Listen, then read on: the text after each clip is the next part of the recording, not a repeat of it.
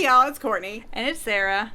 And we are putting a cap on our... Would it be a cap? We're doing a special announcement. A special announcement time. So, welcome to our magnum opus that is Flowers in the Attic. It was unexpected.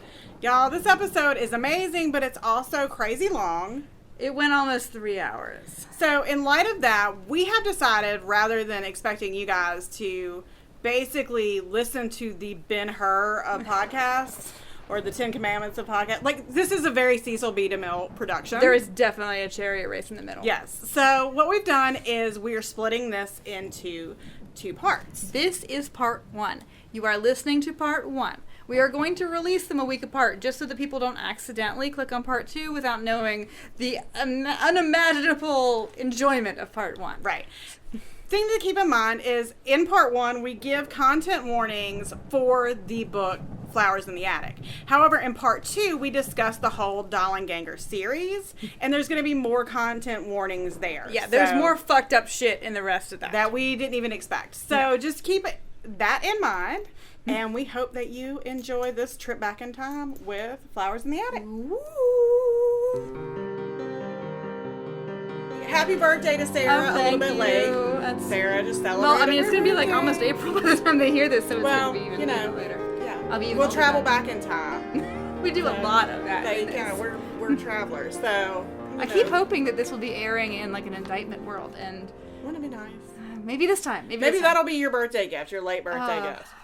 So by now it is at least mid-March in March Madness. I think March Madness is going to ooze over into April. Yes. But today we are going to do a book that people have been begging us to do since the beginning, and I keep telling them this is not a goddamn romance novel. It kind of is. And we're doing this one because, again, a lot of people requested it, and it's a book that, since we talk about books that we read when we were younger, this is one that was the hot ticket item for girls our age. And somehow we did not read it. Yeah, neither one of us read it. Yeah. So today's episode is going to be a little bit different than what we usually do. We should say what the book is. No, I like we're doing like a secret bill. Okay. But it's in the title. Yeah. So we're doing the episode a little bit differently, and we'll tell you more about that after we tell you that we are doing, drum roll, Flowers in the Attic. Crazy ass Flowers in the Attic. Before we get started, this book should have a scroll of trigger warnings. Yeah. So it's got extreme child abuse. It's got incest, although some of the incest is consensual, some of it is iffy. There's what I would call a hard incestuous ravishing. Yeah. It's unclear. Yeah. And it's got like a child who gets murdered in it. Yeah, so, there's child endangerment. There is... And honestly, you shouldn't read this if you're a grown-up. You missed your window, I think. Yeah. It's kind of strange. It was, so those are the things to look out for. But I will tell you, though, the incest is always, roughly the same age group incest. We're not talking about, a child sexual abuse by an adult. No. So. There's none of that. Everybody's, and I feel like for the most part it is consensual. Oh, yeah. The relationship is consensual. So, okay, our format today, we're foregoing our questions that we usually do because these questions don't really pertain to this book. But we're going to have a special guest on later after our break. We're going to have somebody who's going to come in and talk about this book that she read as a young adult. So we're going to have a different perspective on it. And we'll talk more about that later in the program. But we're going to spend the first little bit talking about Flowers in the Attic and the plot. And the wine first. The wine, yes. So we have 19 Crimes, The Uprising. Our intern got me that for my birthday, thinking it would fit this podcast particularly well. It does. I like it. It's kind of jammy. And it's aged 30 days in rum barrels. Oh, okay. Yeah. I needed a lot of those to get through this book, actually. Oh, it tastes really good. That's a good one. And then I brought Sinful Grin, and it's got a little devil on it, because one of the characters in this book, the grandmother character, always calls the children demon spawn, and we'll talk about that when we get going. And also, there is a certain amount of sinning in this book. A lot of sinning. In fact, at least 19 crimes are committed by various people. All having a sinful grin. Yes. So I feel like our wines really kind of fit today. And the 19 Crimes Uprising is very good. All right, so Flowers in the Attic was written by V.C. Andrews. So V.C. Andrews is Cleo Virginia Andrews. She was an American novelist. She was born in Portsmouth, Virginia, and then she died of breast cancer at the age of 63. Her novels were so successful that after her death, her estate hired a ghostwriter to write more stories to be published under her name. Oh yeah, as far as I know, she's still going. Like, and she has a very like little tragic backstory. As a child, she suffered a fall down some stairs and had a surgery to correct the injuries, and it resulted in her suffering from crippling arthritis that required her to use crutches and a wheelchair for most of her life. Which totally comes out in the books. Yeah. My understanding is My Sweet Andrina is like similar also in that it's like this hothouse, like claustrophobic book. And so, you know, she'd always shown promise as an artist, and she was able to complete a 4-year correspondence course from her home and soon became a successful commercial artist, illustrator, and portrait painter. She used her art commissions to support her family after her father's death in 1957. So, like, fucking VC is getting it.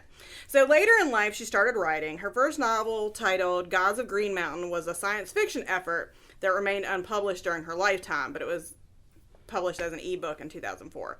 In 1975, she completed the manuscript for a novel called Flowers in the Attic.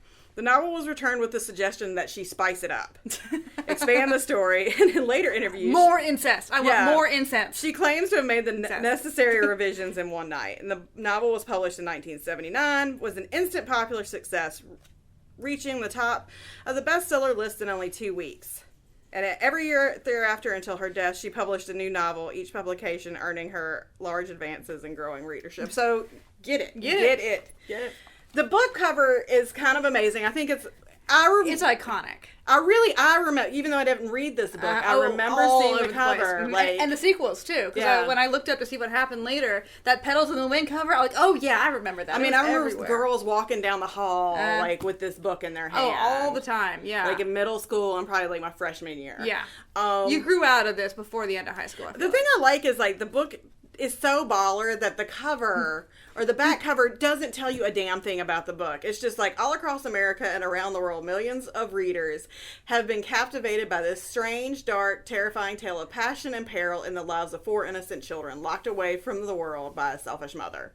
Flowers in the Attic is the novel that launched the extraordinary career of V.C. Andrews, winning her an immediate and fiercely devoted worldwide following today. There are more than 85 million copies of her book in print. Like, she's so baller that it's just like, yeah, this is about how popular I am.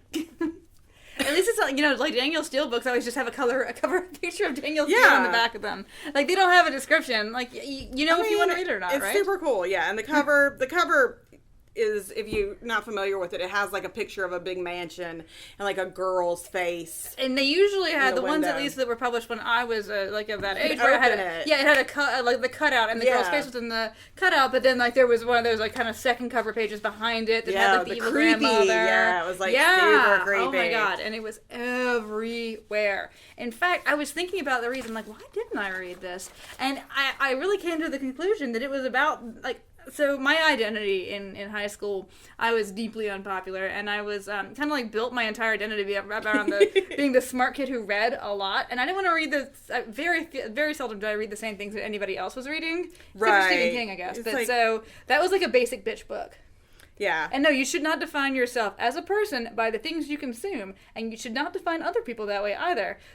No, but when you're that age, I don't know why I didn't read it. I think at the time I was more into like horror books. So like for me, I got the same kind of, I think, emotional experience that people got from this book, from like Stephen King's It.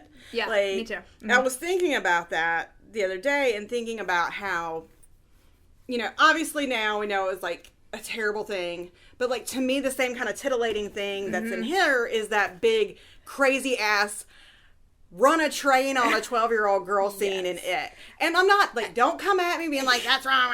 Like for me that was like grown up forbidden. Yeah. It was sexy when I was the same age as the kids. Yeah. So like you kind of like ooh, like now Bev's a grown up, you know? Right. So, yeah, because you're messed up when you're a kid, right? Yeah. And then again, I read It again in the past couple years, and oh boy. Yeah, like you're like coming at it from this adult lens, and so you know I bring that up to kind of talk about we're coming at this book, like you said, at not the right age range. So you missed this train. If you did not read this, if you did not put it in a book bag, not a backpack, you called it a book bag, then it is too late for you. So we did a survey beforehand, and we got some great responses. I'm going to go over a little 50 bit of you responded. 53. 53. Yeah. Wow, and that's just amazing. And thank you guys so much. Yeah, a lot of you put a lot of work into your responses. Like, well, we Yeah, really, and really so touched. 72% of you read this under the age of 18. 25, you were 18 to 24. Like 25, there's only 1%. We are that was actually like 25 to older than 34. any of our respondents reading this book. Yeah. 50% of you, over 50% of you went ahead and read the whole series. And then 45% of you didn't. And then 60% of you have seen the film adaptations. There's 2 film adaptations. 40% haven't seen them. And then, let's see. Most of you either saw just the 1987 movie or both. Mm-hmm. So I think you had to have seen the 1987 movie to like want to watch board the new one. It. Yeah. And then we have some of the comments, and we're going to do the comments in this first part, and then we'll do some more comments as when we go on with our special guest. So some of these are great. Some of them are like, let me see. There's some of them were, my mom read a lot of E.C. Andrews as a teen, and she gave them to me when I was a preteen. I loved all the melodrama, but the series was a secret guilty pleasure for years. Now I'm not really ashamed, because why bother with that? It was a wild ride from start to finish. I enjoyed it as a guilty pleasure. It was like a crazier, more explicit version of the primetime soaps that I sometimes watched with my mom. Which is an interesting comparison, especially since our next book is going to be Dark Shadows book. Yeah. So. And then I was mostly stunned, but liked it because it was so lurid and over the top. And then we're going to do some of the ones, like, some of you guys really, like, gave us answers. Like, gave us, like, in-depth, kind of moving answers. Soul-searching, And yeah. we're going to talk about those later, but, like, let's see. My neighbor recommended it, scarred me for life. I was scarred for life, but still love that freaky-ass book. Please discuss. So we're hearing a lot of scarring. Yeah. It was one of the first books I read where children became characters with real agency in an adult world, also the dirty parts. So we're going to look at some of the other ones a little bit later on, but let's just jump into this fucking plot. It does not, I mean, I guess you'd say a lot of things happen, but they're not very important. It just kind of like, it's a constant escalation, I guess, of issue. So the book starts off with the family, the Dollanganger family. And the family is Corinne, she's the mom. Christopher Sr., the father, Chris Jr., the older son, Kathy, the daughter, and she's kind of our narrator. We're in her head. And then the twins, Corey and Carrie. There's a lot of fucking alliteration. Like they name a dog, I swear to God. By the way, that terrible last name, they picked that. They changed their name to that. Yeah.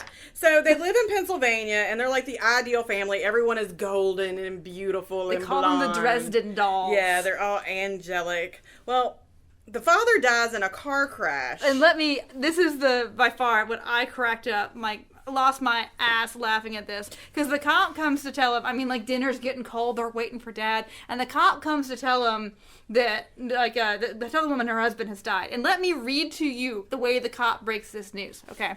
This is the most improbable thing in this book.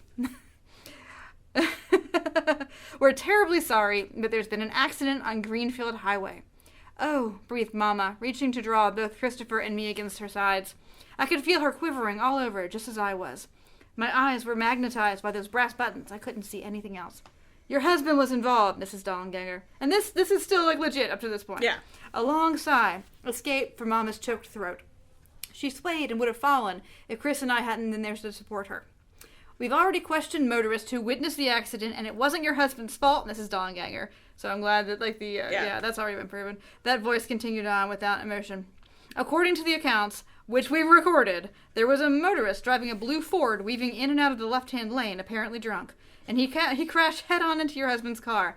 But it seems your husband must have seen the accident coming, for he swerved to avoid a head-on collision. But a piece of machinery had fallen from another car or truck, and this kept him from completing his corrective defensive driving maneuver, which would have saved his life. But as it was, your husband's much heavier car turned over several times, and still he might have survived. But an oncoming truck, unable to stop, crashed into his car, and again the Cadillac spun over, and then it caught on fire.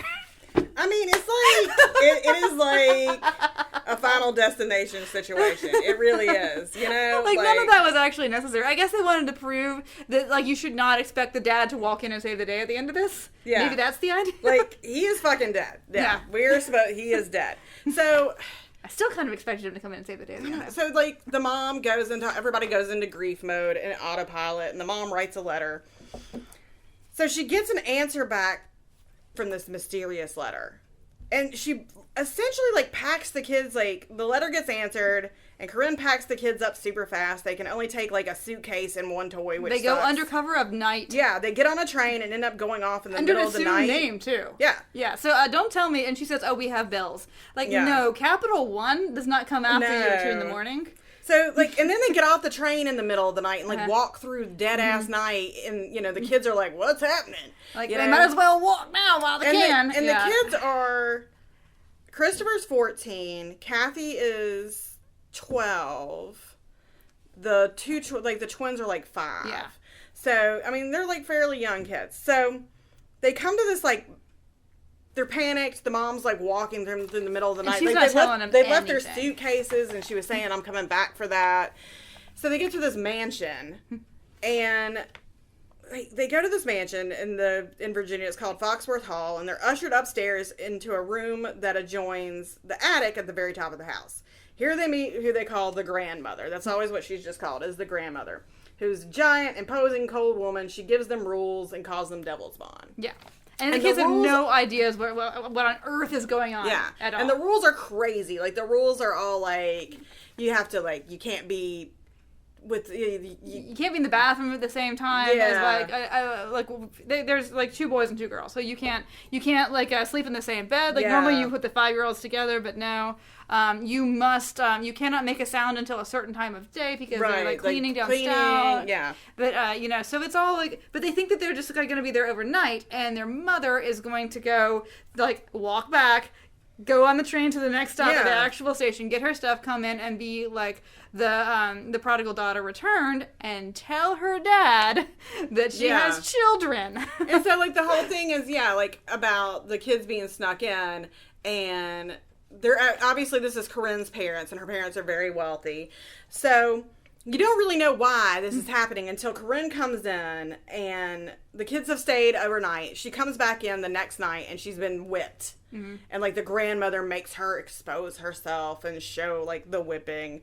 And they find out that their dad, dead Chris, was Corinne's half-uncle. So he's the much younger brother of Corinne's father. And they met when he was 17 and she was 14. Like, he came to live with the family as a son. They did not grow up together, which I think matters intensely. Like, incest with somebody that you did not grow up with is incest with somebody that you did. So they meet when he was 17 and she was 14. And they ran away and eloped. And this is why the grandmother hates the children, especially Chris, because he looks like the dad. So that's why they're demon spawn. And that's why the grandfather can't know about the kids, because he would just, But the idea is, at least at the beginning, that Corinne is going to worm her way back into his heart, get back in the will, and then she'll tell him about the kids, and they can come downstairs. So they think that this is a 1-night, 2-night situation. Yeah. However, the adults around them don't seem to be acting like it's a 1-night, 2-night situation. No, like, so she tells them that she's going to go to secretarial school, and at first, this all happens because she can't fucking type, by the way. She's like, I'm useless. I'm just beautiful. Yeah. That's, like, the only thing I can do. Yeah, I don't know how to type. So I'm going to put you up in an attic because I don't know how to type. And, I'm going to secretarial school. And so at first, like, she comes and sees the kids every day. Mm-hmm. And she obviously is actually going to secretarial school because you tell these, like, these anecdotes that are obviously, like, kind of true life, like, really specific anecdotes. So, like, she brings them stuff.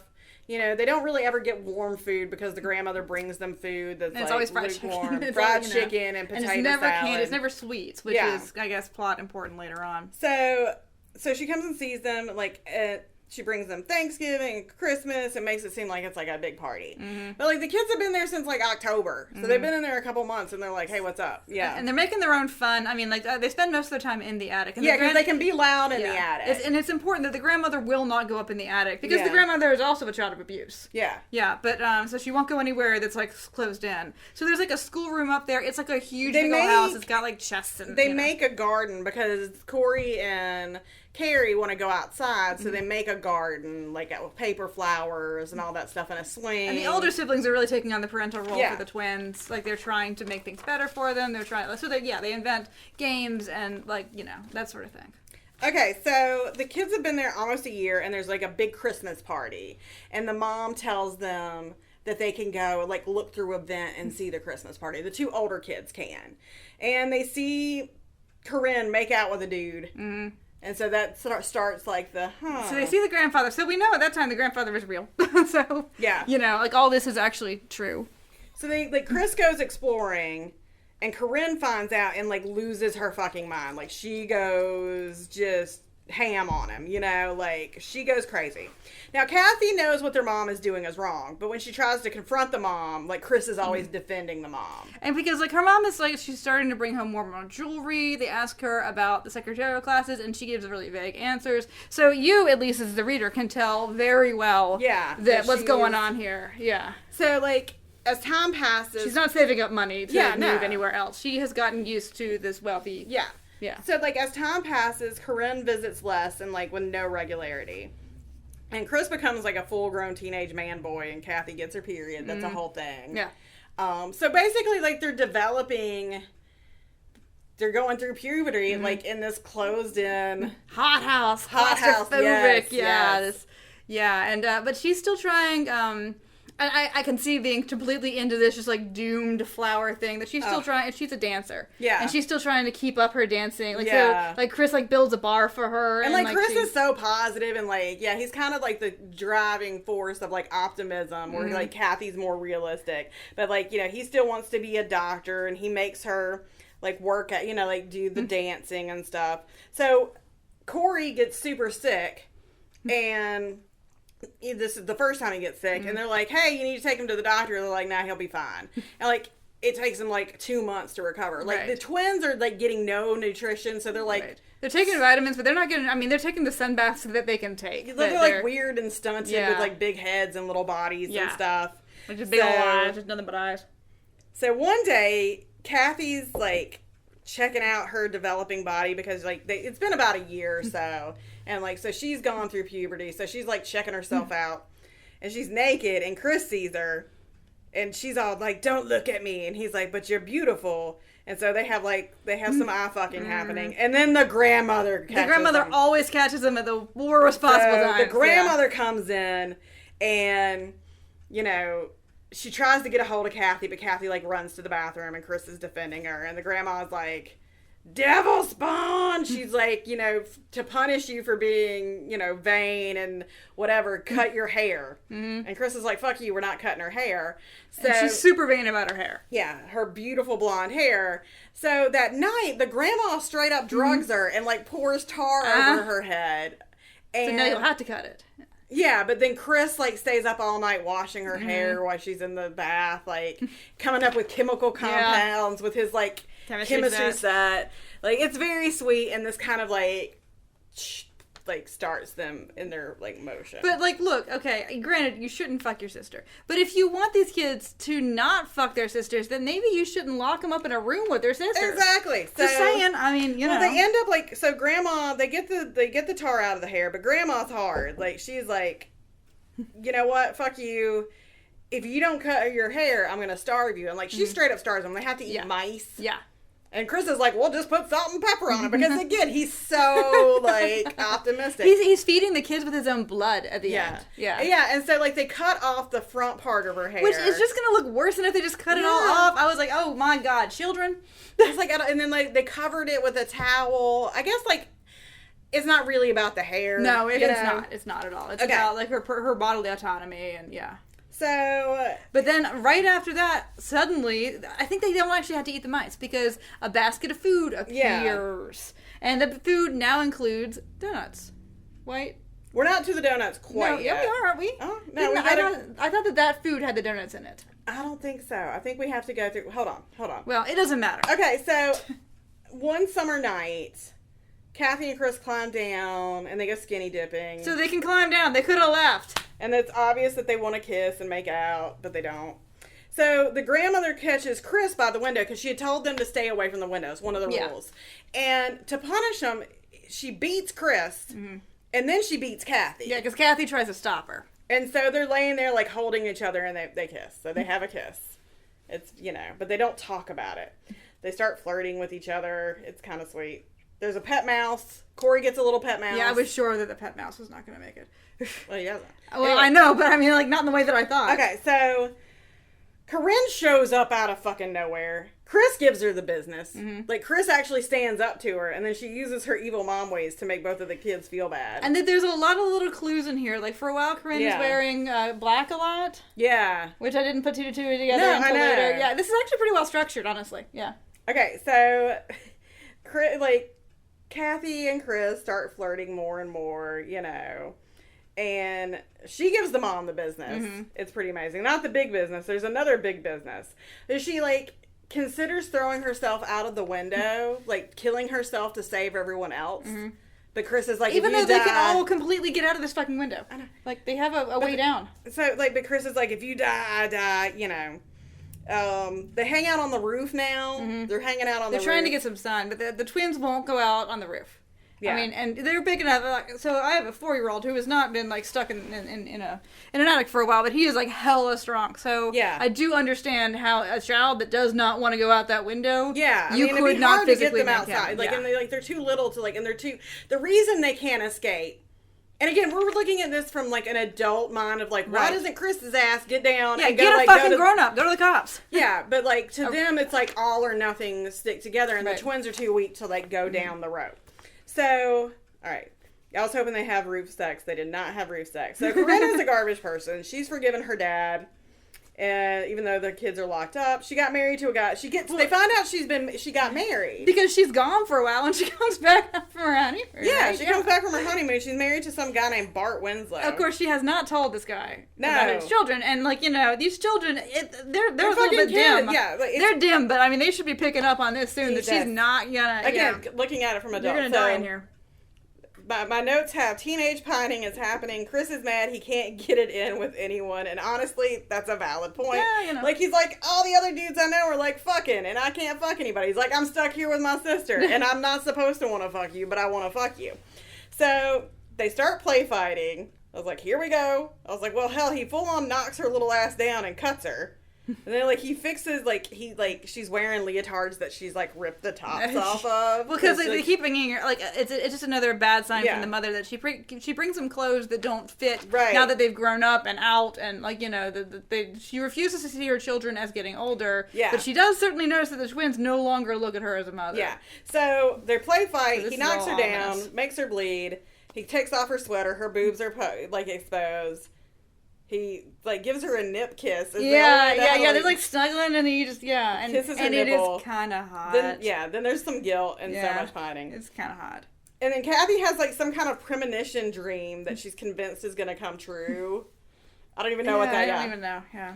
Oh, and the other thing that was crazy is, like, they're hanging out with Corinne. That's one of the times that she comes up there. And, like, Corey full on has, like, the mouse, his pet mouse, sitting on his shoulder. And, like, she doesn't even notice. Yeah. She's not really looking at them anymore, So the kids finally hatch a plan to escape. They make a key. Which I don't even understand how that doesn't make They any make, sense. like, a copy of a wood key that they use. They had to take it from the mother, because the grandmother is on top of shit. Yeah. So they steal the key, they don't even really steal They it. whittle. They steal it overnight. When she comes back, they So how did she get it? No, that part doesn't actually work. So and then Chris starts going into the house to steal money. Yeah. Like he's taking a little bit at a time, and like he wants to get $500 to like go. And I'm like, as a grown up, I'm like, just go to the police. Like, no, I mean I do understand that like these people probably own this town. Yeah. But so he doesn't even think about that. One day he takes Kathy with him, and they go into the mom's room where everything's amazing and fancy, and Kathy's pissed off. And then she finds this book on needlework, but it's filled with porn. Yeah. So, like, they're looking at porn pictures. And I was like, yes. I was like, this book is bananas. Kathy sneaks out to find cash, sees the new husband, like, laying there passed out, and she kisses him. Yeah, she's got urges, too. Yeah. Oh, okay. And then, Chris has found out through some snooping about Kathy's kiss. Here we go. Holy shit, Chris has gone nuts. Damn, son. Is this rape? I'm not sure. It is super vague. This is the most vague sex scene because what happens is Chris is all like, "You kissed him, you're mine," and like just jumps on her. And the book, like, the sex is described as then like he puts his engorged member in me, and I was like, "Well, shit, like like." This is terrible sex. Right, and like she is fighting him, but then at the end, then they're it's a ravishy thing, like because she tells it making love. Yeah, and then at the end, by the end, and then she says that she was. No, but at the end, like he's all laying there feeling guilty, and she's like, "It wasn't rape. I wanted it." Yeah, but you wouldn't have to bring that up. No, I know. I was like, anytime you had to tell a dude, "Oh, that wasn't rape." Yeah. That's a bad fucking sign. Yeah. At the very least, you had terrible sex. Like, oh god. So, okay. At some point, we start getting these donuts. The donuts have now they've made this plan to escape, but Corey gets really sick. And again, these donuts have been showing up, and there's one for each of them too. Chris is like, "Why aren't you eating the donut?" to Kathy, and she's like, "Well, you know what? No, like I'm gonna give it to." Corey because he likes them. Yeah. And she's like, I like him too, but I want Corey to get big and strong. Well, they make a plan. Okay. They make a plan to escape, but Corey gets sick. The grandmother and Corinne come in, but can't make a decision what to do. Kathy gives Corinne the business and she gets slapped, but shit, Kathy fucking tags her back. Yeah, Kathy tags her ass awesome. back. Yeah. It's kind of amazing. Okay, Skittles, the dog, has now entered the fray, so... Pardon dog noise that's gonna happen. Oh my goodness. Okay, Kathy like is plotting revenge and throwing grenades at the mom. She's like, I don't care how long it takes. I'm gonna come back and I'm gonna find you and I'm gonna make you pay. And it's an amazing speech. I love Kathy. So Corey dies. It sucks. The mom's a piece of shit. They're gonna go like steal all of Corinne's jewelry. But guess what? Corinne already stole all the Corinne's jewelry. Yeah. I was like... They have hide off for the hills. They ran. I was like, Jesus, y'all, just fucking go. But then only, like, the grandfather, we find out... like has been dead for some time. So Corey goes down to steal some stuff, and he hears... But see, Corinne's been saying, for this is like 4 years at this point. Keeps saying, like, oh, well, as soon as your grandfather dies, you just have to wait for your grandfather to die. So... He's been dead. We find out, like, Chris has gone to do his snooping. And he catches the butler, like he's in a room and the butler and a maid start going at it. Hilariously, Chris is like, it took them too long. Sex shouldn't last that long. I was like, oh God. You know, he's just... Poor Kathy. He's like just ramming it in there. Like somebody's got to teach Chris about sex. I know he's been in an attic, but Jesus. So after they fuck, he finds out... One, the grandfather's been dead. Right. And two, that they all know that the grandmother has been poisoning mice in the attic. Yes. Like taking up baskets of poisoned food. Right. So that's when we find out that the donuts were covered in arsenic. The donuts, like... By the way, they're still coming, but they're just bringing 3 instead of 4 now. Like, damn! Yeah, like they're hardcore. So the donuts are we also found out that the grandmother has a wig. Which yeah. I did enjoy that. Her, like, iron gray hair was all wig. So we find out that, Corey died from arsenic poisoning. And so he tells Kathy all of this, and he's like, there's more, but we got to get the fuck out of here. So they steal off, like, they have to test their theory first. So they kill Corey's little mouse. They give him one of the donuts. And he definitely dies. So they put 2 of the donuts and the mouse in a paper bag. And, like, they get the fuck out. Because they gotta go to the cops. They sneak out. So they go to where they think Corey's been buried. They find Corey's little grave, I guess. I don't know how they found it. I guess it's I don't know. But their plan is to go to Florida, but first they're going to Corey's grave. And that's when, at the grave, Chris tells them that it was not the grandmother who was poisoning them. It was... the mom. Correct. And so, and then he says, and this is so manipulative, he tells her, like, we can go to the cops, but they're going to split us up. They're going to put y'all in a home. I didn't like that. Yeah, but again, like, I'm looking at... They're kids. So, yeah, he's like, we can go to the cops. They'll find you guys, like, a foster home. He's like, or we can just go. And this all makes sense when you think about, like, also, these are kids who their authority figures have turned on them in horrible ways. They don't trust people. So, Kathy makes the decision, like... that the best revenge is a life well spent kind of thing. So, like, the book ends with, like, the 3, Kathy, Chris, and Carrie, like, heading down to Florida. And then there's, like, more books. Yeah, more books. And those will be talked about after our break. And they are bonkers, by the way. I read the Wikipedia articles on them. A lot of people end up in wheelchairs in these books. So, yeah, this was a crazy fucking book. If I had read this when I was 13 or 14, I would have gobbled this shit up. Like, I would have been hook this to my fucking veins. Yes. I need it because it had that, like, that dark gothic feeling. Oh my god, it was so over the top. You know, blonde little angel children locked in the attic. And it's essentially just like an amplification of how kids feel anyway. And I'm not gonna lie, like, Chris is fine as fuck. Like, I don't like a blonde man. I don't mind. I like a blonde man. I like a blonde man. He was fine as fuck. He was all smoldery looking at her. You know, I was like, I was fully on board for them to bang And I mean, it like, out. when you're a kid, you feel like your parents will let you do anything. Yeah. You know, it's just kind of like, it's a, like, times 10 of what it actually feels like to be a teenager. Yeah. Your hormones are all, like, just messed up in you. Your family just, like, keeps you locked up in a, like, you know. In an attic. Yeah, like, wait, that wasn't everybody? No, I mean, yeah, like, obviously. Yeah, I thought so. Just making sure. I mean, I was for the weird little sexual relationship. Oh, yeah. Because here's the thing, like, I was like, you know what? You've been locked in an attic for 3 years, do you? Like, I'm not going to judge you. I mean, the thing is, and I'll tell you, for some reason, this book really fucking bothered me. And it was not the incest. I mean, like, you're not going to whelp a Habsburg in the first generation, or even the second generation, unless you have, you know, a disease that you probably didn't know about. It was... And I don't know if it's maybe... There's some books I can't read anymore. Like, since I had a kid, like, I hate the people who are like, you don't understand unless you have a child. But things are different. Like, I can't enjoy a good shipwreck book anymore at all. I used to fucking love a good shipwreck book. But if there's, like, you know... So you just want, like, child peril. That's not all of it, though. I mean, like, it's only certain kinds of child peril. Like, did you see that Scarlett Johansson, Under the Skin, that movie? Mm-mm. Okay, so there's a part in that movie that I can't even think, like, head on. I had to, like, think about it sideways. Yeah. Yeah, it was so upsetting. But, like, not all child perils like that. So, I mean, like, I don't know. I feel like, for me, it didn't bother me so much. Like, y'all can watch Pet Sematary by yourselves. I'm not going to be doing that. I can't do Pet Sematary. That's, like, the one Stephen King horror. Like, I couldn't I loved it when I was, like, 14. I thought I was going to be okay with this new one because it's, like, an older girl. Yep. Not, like, some creepy little, like... Gage is a terrifying child. Like, he's so pretty. And he was so angelic. And then, like, oh, God, when he takes out, like, you know, Herman Munster with the thing. I was like, Jesus Christ, this is the worst thing I've ever seen in my life. But... the new one when she's under the bed with that fucking little scalpel. I was like, nope, not gonna be able to watch this either. Like, but anyway, digress.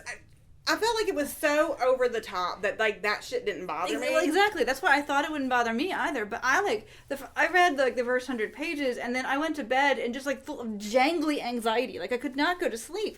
And I'm like, I guess it's just because of, like, the way that the mother just, like, the specific way that she betrayed her kids. I don't know, though, because, like, yeah, it's not that I can't, like, read anything with child peril in it anymore, but, like, there are certain things, and this is definitely one of them. because, like, Corey was, like, the most helpless of the kids. Yeah, he didn't talk much, and... Yeah, he just wanted his mouth, and, like, he was so But it bothered me sweet. before that, and I don't... Yeah.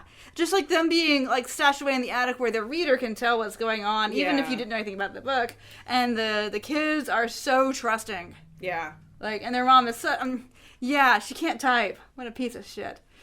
Like, what a piece of shit. I do wonder, like, you know, the one thing I wonder about is, like,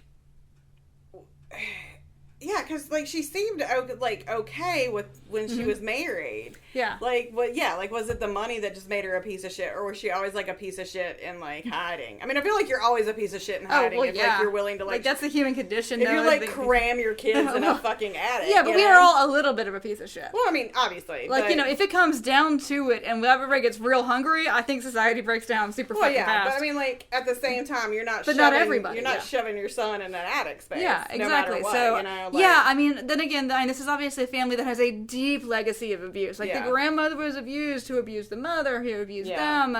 But then also, like, she got out. Yeah. And then she went back in voluntarily. She gave her kids to the monster that raised her, is the thing. And I really did think that maybe that they were all not telling the truth about the grandfather, that the grandfather was going to turn out to be a nice old guy. Yeah. I really thought that was going to happen. I felt like it was going to be the same thing, like, where he was, like sort of like Daddy Warbucks. Yes, kind of thing. Exactly. And then take you out of your terrible... No, that didn't happen. No, And I also thought the house was going to burn down, but evidently that's a different book. Oh, yeah, that's another gothic novel, I'm sure. But yeah, it was really, again, coming at it as an adult is not the time to come at it, but I would have loved the shit out of this. Oh, yeah, me too. But I keep trying to figure out why this book bothered me, and another book like it wouldn't have, and I can't articulate it at all. But yeah. I found it just deeply and personally upsetting. Well, I'm sorry. I was like, yeah. Teenage fucking make it happen. Well, I was fine with that part. Like, I was such a little pervert reading this book. Because when I was telling people about it, and I'm telling them that, like, oh yeah, it really bothered me, they all thought I meant the incest. Like, no, I don't fucking care. Yeah, like, the incest was like, I was like, I'm glad they found each other, you know? I mean, seriously. No, the mom is obviously the most horrible thing in the book, and, like, yeah. The grandmother's almost like a monster that's born that way or something, but the mom knew better, I guess. Yeah. You know? Like, the grandmother's like a troll that lives under the bridge, alright? Troll's gonna troll, right? And I will say, like, it was... That's my dog breathing. That's definitely not anybody in the attic. Yeah. Or is it? It's a fast read. Like, it was... Oh, it was a page turner. It was highly enjoyable to me. Like, I was, like, into it. And I was not expecting the mom twist at the end. Like, I thought her biggest crime was basically just, like, trying apathy. to forget about her kids. Yeah, trying to, well, this is convenient. Yeah. It's kind of like a babysitter, right? Yeah, because, like, the other thing about her, she's so fucking passive. Yeah. That, like, I didn't think that she'd have it in her to do, like, some kind of, like, active, like, I'm taking my fucking kids out. Like. But she probably convinced herself she was doing it to kill her rats. You know, I mean, honestly, like, she probably did not even, like, face what she was doing ever. So, yeah, it was a bananas book. And I do, like, and in the next, like, part of our segment, I guess the next part of the podcast will be kind of talking about why this book resonated with people. Because the interesting thing, I mean, the reason we read this, it's not because of the book itself. It's because it was so seminal in the lives of so many young women. And I mean, like, when I say you saw it, like, there was not a classroom in my middle and high school that did not have a copy of this book in somebody's book. Like girls walking down the hall with their V.C. Andrews. Like back when you carried them with one strap. I hear they don't do that anymore, that they all two-strap their book bags. They're, like, smart. Yeah, probably. They care about their spines and shit. Yeah, God, the one strap. We were such idiots. No, I would have never two-strapped my backpack. In fact, I think I had to once, like in an airport or something, and the straps were the one was so worn down. In high school, I was fine. Like, I feel like in high school we finally were like, stop being an asshole and put those straps on. Oh no, you would have been as much of a social outcast as I was. If anything could have made me go down farther, it would have been two-strapping my backpack. Oh my God. Do you remember, like, everybody had either the Eastpak or the Jansport? I had the Jansport. Purple. The purple Jansport, the purple, like, I think I had, like, an Eddie Bauer bag. That was, like, later, I think. The Eddie Bauer thing kind of really came in. Oh, it's like, I was always later. Just, like, slightly off the mark of stuff. Like, I remember... Because LL Bean was after us. Yeah. Like, the kids coming up after us all had the monogrammed LL Bean. So, yeah, back. You had the Eastpak or the Jansport, and I remember, like, again, I always had the stuff that was just slightly, like, off.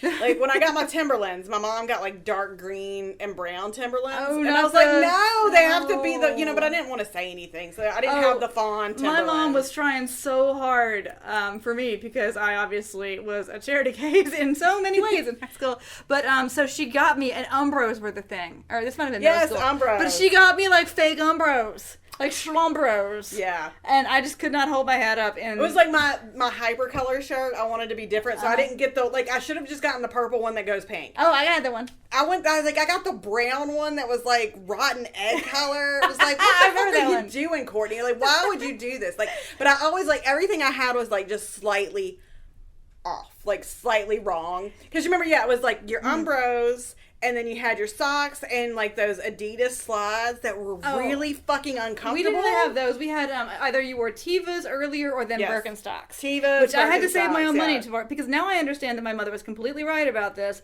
that she would buy clothes that covered your nakedness. But if I wanted $80 Birkenstocks, I had to save up my own money. And I wore those, that one pair, and they were green, the Arizona Birkenstocks. I wore them for 15 years.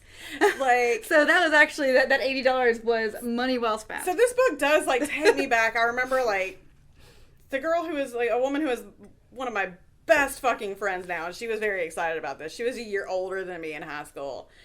and she was slightly terrifying because she looked like Angela Chase from My So-Called Life. Oh, yeah. So she always had like the choker and like the crushed velvet shirts. Oh, and was none just, of my like, friends were cool. I was like, she's just. But I was friends with her little brother in high school. She was way too fucking cool for me in high school. Like we had to level off now. But like, you know, she was just one of those that had everything right. You know, I was not right. I was not.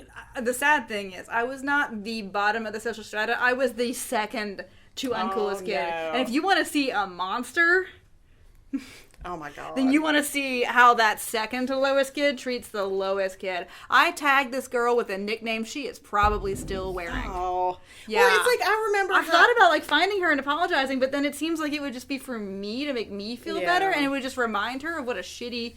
Like 4 years, like no, when you're from middle school too, so like say 7 years. I feel like I thought that I was less popular than I was. Like I wasn't fucking popular, but like I had friends. I was in like the high school I went had a really competitive marching band, and so I was part of that, and then I was part of concert band. So I had like a really good core group of friends, and like it was cool to be in our band because like we got to go to California and shit, like for the Rose Bowl parade. So we did. It wasn't a dorky thing, right? And I had friends. I hung out with people on the weekends. Like, I had a good time. But, you know, of course, like, teen angst. I was nobody understands me. I can't wait to. So, I was popular enough to, like, have a good experience, but not so popular that, like, I fucking peaked and was an asshole. Like, you know what I mean? So, not popular enough that anybody ever offered you drugs.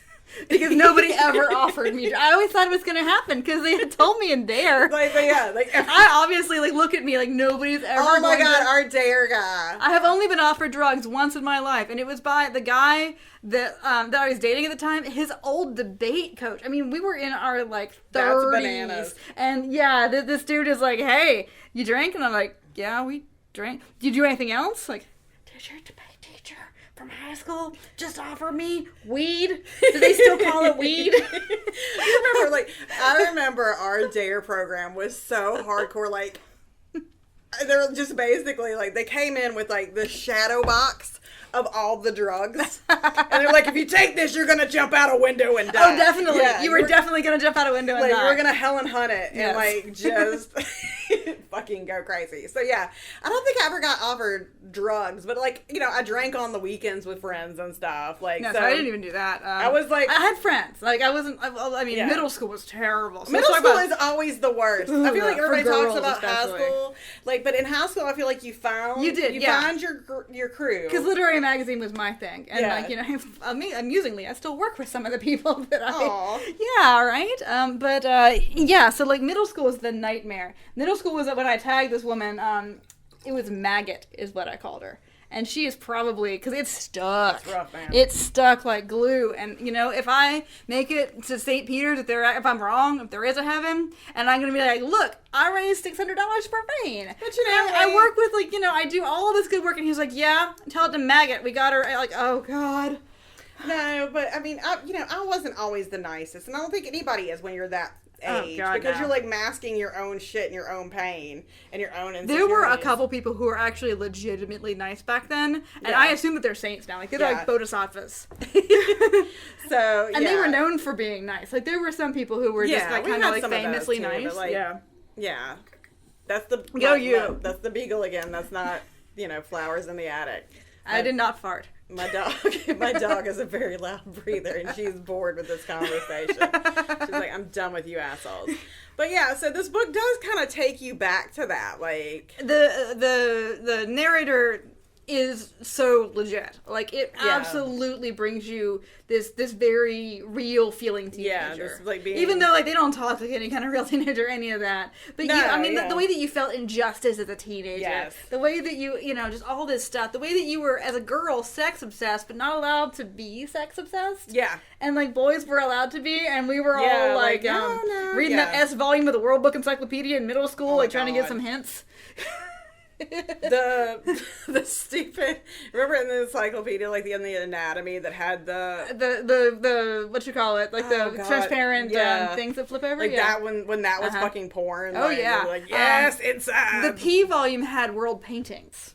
Yeah, oh my god. My grandmother, I think I've talked about this before. My grandmother had in her fancy room. You know, like there was always like in a Southern house, Mm-hmm. a Southern grandma's house, you've got the living room, and then you've got like the parlor. We always called it the living room and the den, but the living Yeah. room was, Yeah, so in my grandmother's parlor, Where the good chairs were. where she had the good chairs, she had like art books from when she went to like France and had like to the Louvre, and said like I would sit in there and straight up That like, was literally the only place you would see a penis. yeah. You would see, I mean, when we moved into town and we got HBO, or even if you could, like, get on the Playboy channel, Yeah. like, and watch it, like...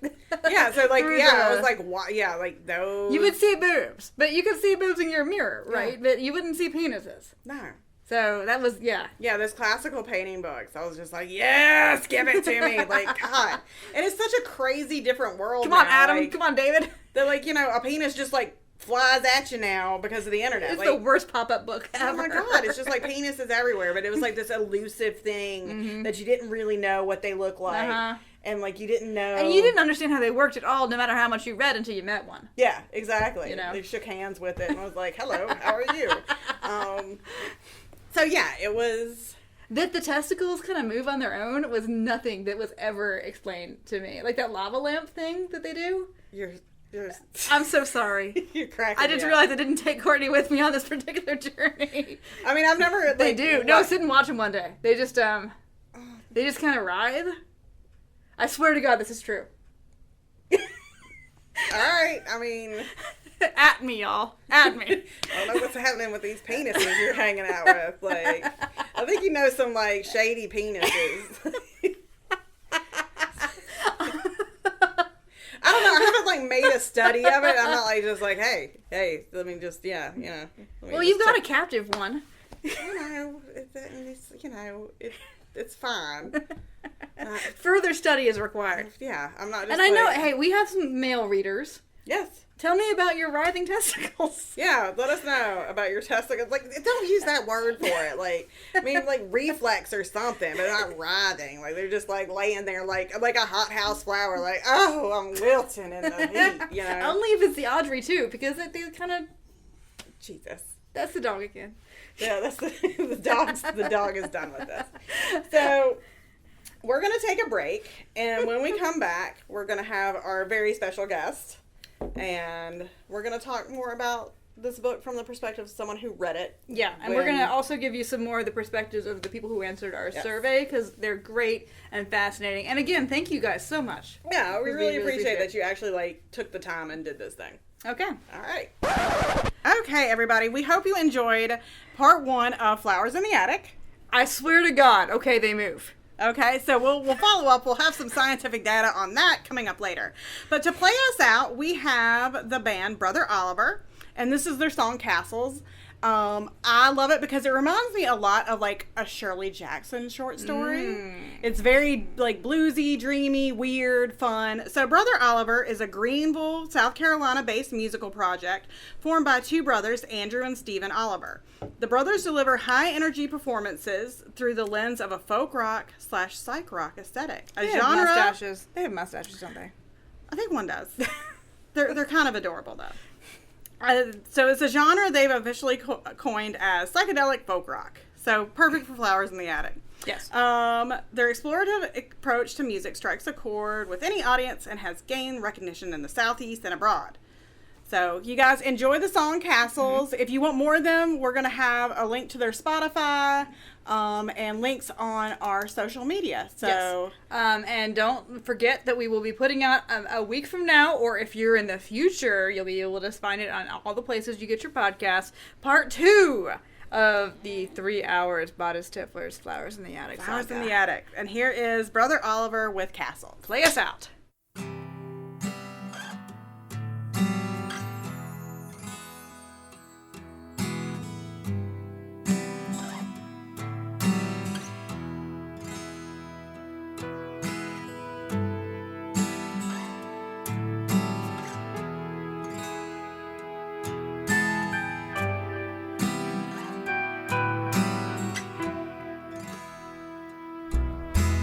I'm building castles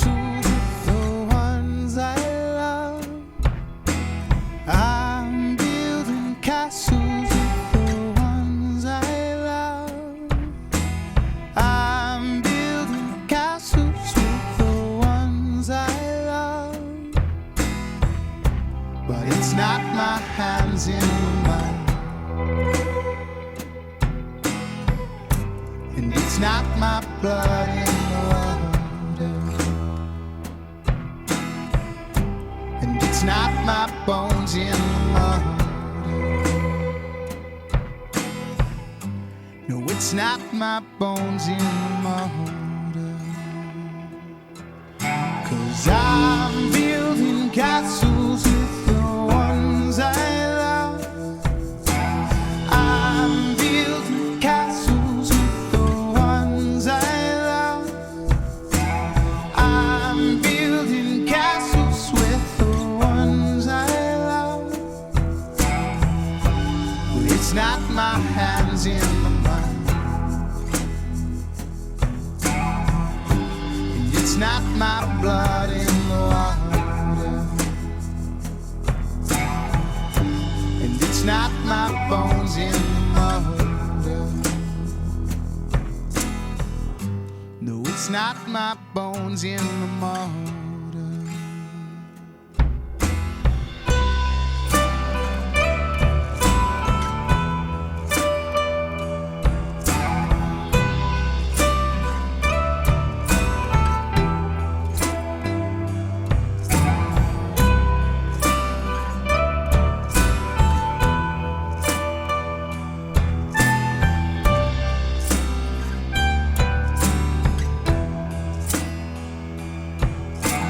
I'm building castles with the ones I love.